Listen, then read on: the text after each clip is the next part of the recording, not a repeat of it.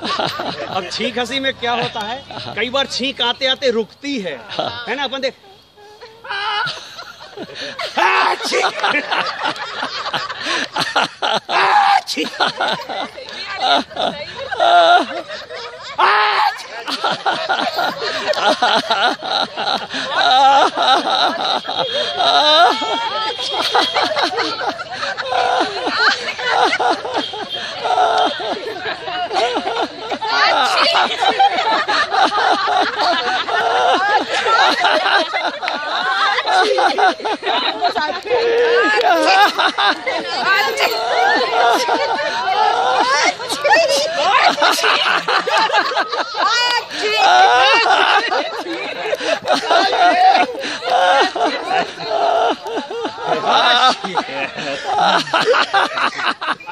तो पूछो।